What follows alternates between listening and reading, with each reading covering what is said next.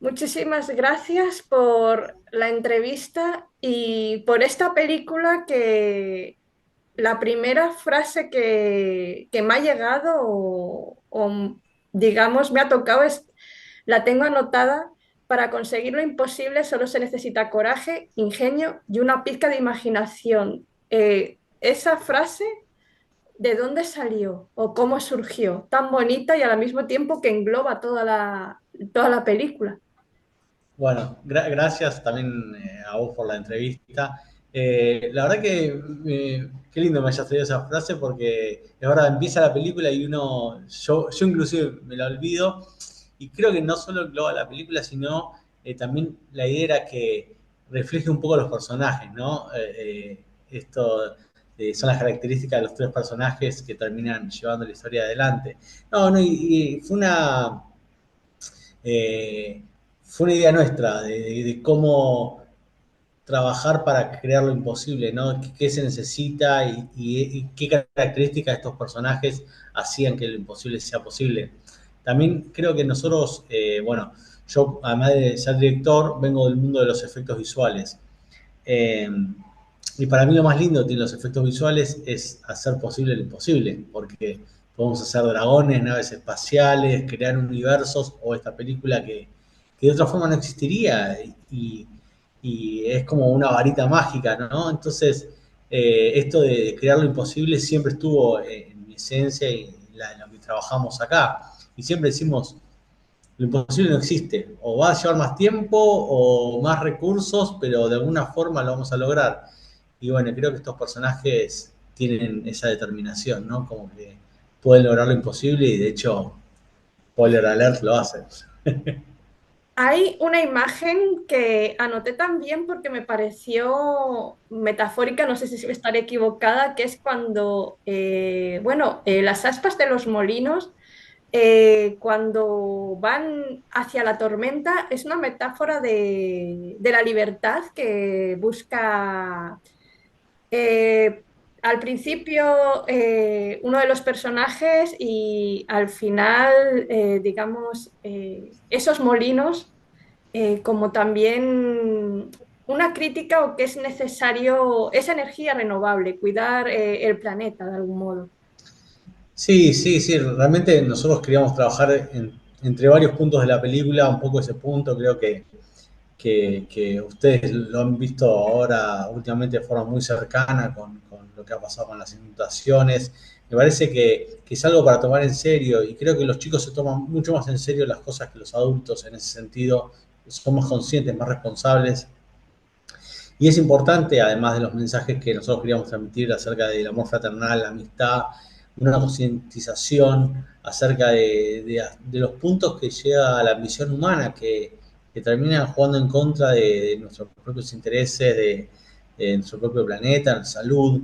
O sea, igual está abordado, vos lo trajiste de una mirada mucho más adulta, en la película todo es parte de la imaginación infantil, hay monstruos reales e imaginarios, pero sí, está esa premisa, está esa idea de que siempre hay una posibilidad, siempre hay una forma de resolver las cosas que no sea dañando al ecosistema o a los demás. Y creo que esta imagen de los molinos al final venciendo a lo tecnológico es un poco buscarle la vuelta y conseguir lograr también lo imposible desde ese lado. Hablando de... No son monstruos, son unos conejitos encantadores, a mí de mis personajes favoritos. Sin desvelar nada, porque yo al final fue un giro que dije, ostras, no me lo veía venir, porque estos conejos como compañeros de batallas del personaje principal. Bueno, yo creo que hay algo en la preadolescencia que es donde están ubicados estos personajes de 12 años, que los conejos reflejan un poco los distintos sentimientos del personaje, ¿no? Uno cuando pasa por la adolescencia tiene como una parte más tímida, una parte más soñadora, una parte y sufre esos cambios y bueno, y esto representa un poco lo que le sucede al personaje y además también ellos generan de alguna forma la banda musical de la película, que no es menor. Para los adolescentes también la música es un refugio, o preadolescentes, y te arma la banda sonora de su vida. Uno cuando va con los Walkman, depende de la música que está escuchando, las cosas se perciben de otra forma, y me parece súper interesante eso. Y bueno, un poco los conejos reflejan eso, ¿no? Como ese cambio y esas múltiples personalidades que vive el preadolescente, combinado con cómo la música transforma cada momento de nuestras vidas, depende la música que se ponga. Entonces, bueno, los conejos representan un poco de eso y además claramente dan la cuota de humor para los espectadores más pequeños que lo disfrutan mucho. Hablando de, hablabas de la música, la banda sonora es otro de los puntos fuertes y además que es pegadiza. Fue un consenso entre todo el equipo o esa banda sonora, ¿qué significa? Bueno, viste, hay como dos bandas sonoras. Una es como más la orquestal, que grabamos con en la Soundstage de Viena, con la orquesta de Viena increíble. El músico es Pablo Borghi, es un genio. Ahora estamos nominados para los premios Platino como Mejor Música y también Mejor Película de Animación. Eh, y después está la música más, la de los conejos, la incidental, la tipo soundtrack. Eh, que bueno, eso fue como una colaboración entre el músico y yo, fuimos buscando estilos, después la orquestal obviamente 100% él, o sea, yo le marcaba qué quería, pero eh, fue un trabajo muy grande y muy desgastante de la música porque todos los días teníamos llamados con Pablo Borghi, que es el músico, y buscábamos mejorar, cómo mejorarla, sabíamos que era fundamental, porque la música también es lo que toca la fibra y lo que da emociones, ¿no? Entonces, como que tanto para que sea esa parte pegadiza en lo que es soundtrack, como para las partes donde tiene que generar o emoción o melancolía, era fundamental que la música esté a tono, y la verdad que es uno de los puntos que estamos más orgullosos de la película. El protagonista, algo muy curioso es que tenemos a la bañera en una de las primeras escenas corriendo por la calle, pero luego tenemos al protagonista dentro de la bañera repleta de libros y está leyendo un libro que no me fijé en el título, pero me gustaría preguntar cuál es el libro que estaba leyendo y a partir de ahora leerá los libros que tiene en la bañera o ya esos libros ya tiene amigos, ya será diferente.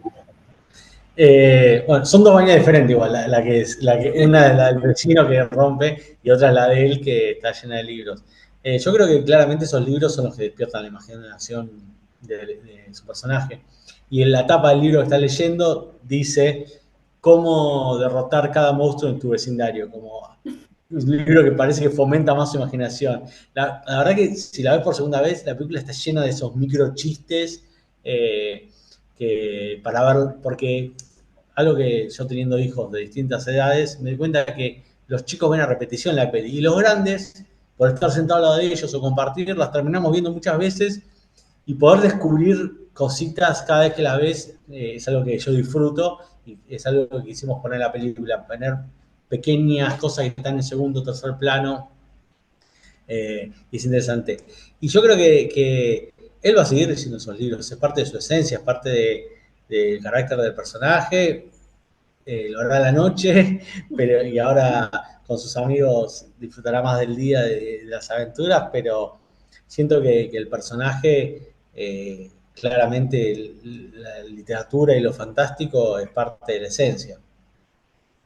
Hablando de la parte aventura, también el tema lo tenía apuntado porque me pareció súper curioso cómo esos monstruos en los que convierten las cosas, ¿lo habíais pensado? Sí, bueno, la idea es que el personaje, dentro de su imaginación, busca simbolizar diferentes miedos o amistades, entonces como que utiliza esos recursos de la imaginación para poder o enfrentar los miedos o acercarse a miedos imaginarios. Y creo que, bueno, claramente el disparador de la película es que él ve en esa tormenta un monstruo, entonces algo que podría ser intangible o imposible de derrotar resulta ser algo a poder derrotar. Y creo que con los miedos, a veces si le ponemos nombre, son más fáciles de erradicar o de combatir o de entender por qué. Y creo que el personaje intuitivamente hace un poco eso, ¿no? Le pone cara a sus miedos y le da una esperanza del motivo por el cual puede luchar y los puede derrotar.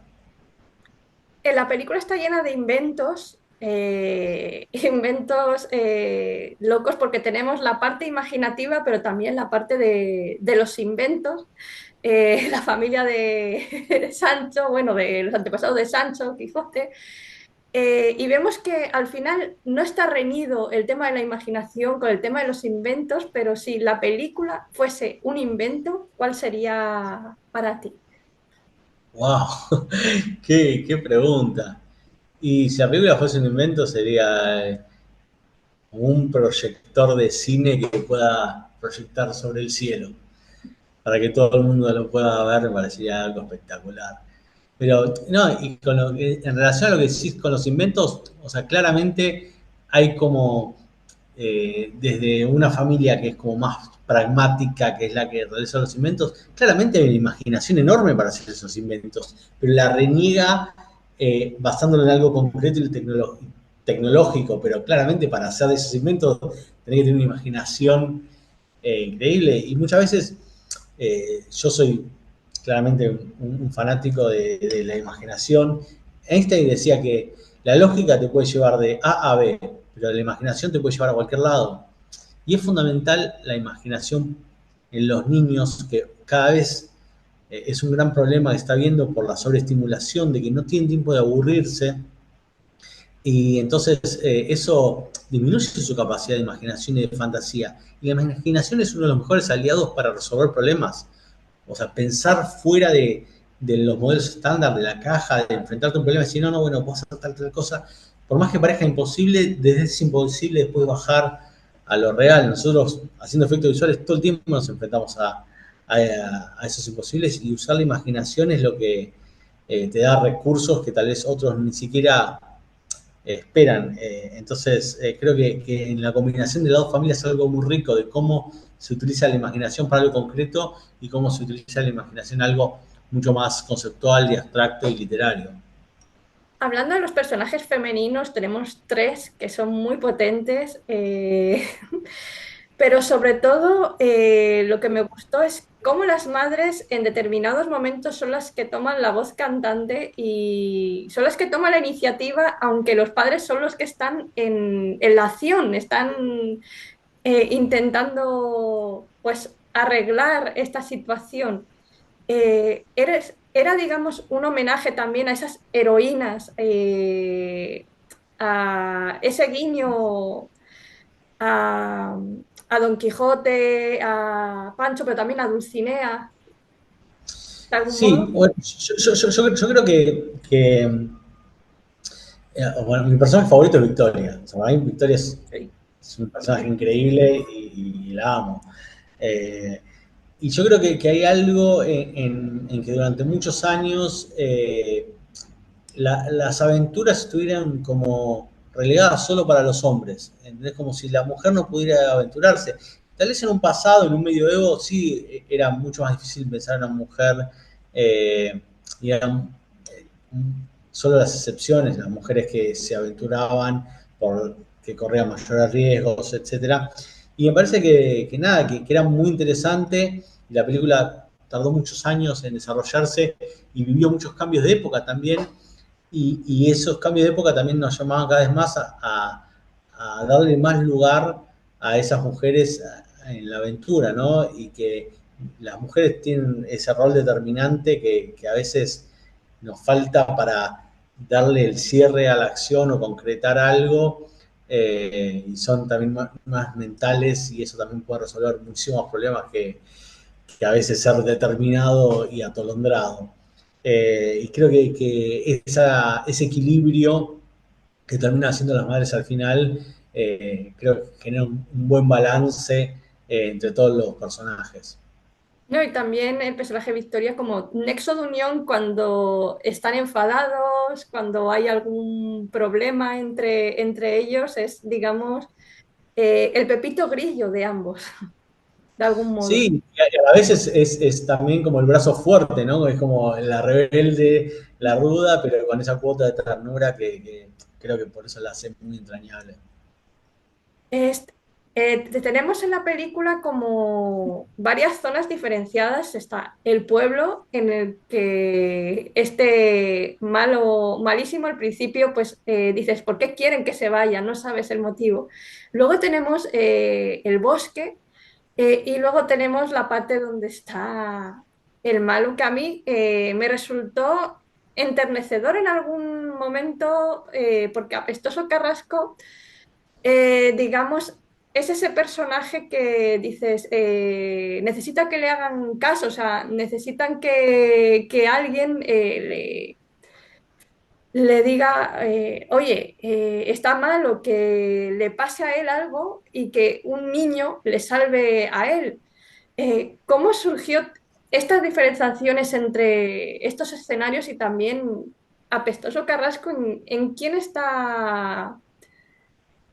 ¿En quién os fijasteis para darle vida?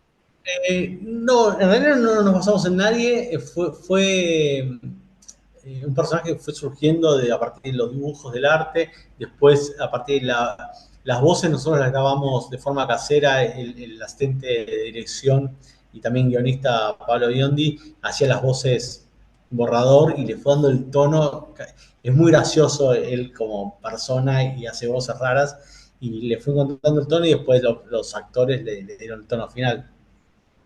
Eh, y, y nada, y yo creo que hay algo de que en la vida real los malos no son de todo malos y tienen como también distintos matices y conflictos y yo creo que muchas veces la ambición extrema lleva a la gente a hacer cosas malas o no darse cuenta de las consecuencias que genera por esa ambición. Está tan sesgado por una ambición material que no se da cuenta de la repercusión que tiene. Y eso creo que es algo que vemos todos los días, cómo la ambición humana genera un deterioro en un montón de otros lados que como no se ven directamente, son más fáciles de eludir y mirar para otro lado. Creo que el personaje tiene eso. Y claramente es un personaje que no confía en nadie y cuando se encuentra con un niño que en su inocencia no tiene ninguna ambición detrás más que el deseo de ayudar, es lo que genera un quiebre en el personaje, ¿no? O sea, creo que la gente que es más ambiciosa no puede entender cómo hay gente que no tiene un interés detrás de lo que hace. Y la gente que es menos ambiciosa muchas veces hacemos cosas solo porque creemos que están bien o porque hay que ayudar al prójimo. Y es muy loco cuando te encontrás con gente que te dice, pero ¿por qué haces eso? ¿Qué querés? Nada. Y o sea, nos ha pasado en la vida real encontrar gente que no entiende el por qué uno puede hacer algo solamente porque siente que está bien hacerlo.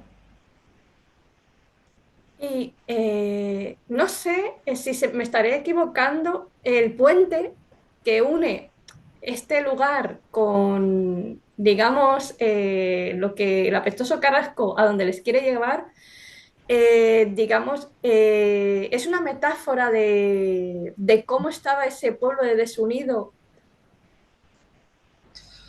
No, no lo pensé de esa forma, no lo pensé de esa forma, pero sí, o sea, nosotros todo el tiempo queríamos hacer hincapié en el pueblo desunido que se vuelve unido. O sea, eso sí es algo que para nosotros es fuerte, creo que es algo que está sucediendo en muchas comunidades, sobre todo desde lo político, que se está extremando las posiciones de la gente, hay familiares peleados con otros familiares por cuestiones políticas ridículas que defendiendo algo que ninguno de los dos, en Argentina pasa mucho, en Estados Unidos pasa mucho, no sé cuánto sucede en España, pero he estado el año pasado y he visto en la calle manifestaciones de grupos y otros enfrentándose.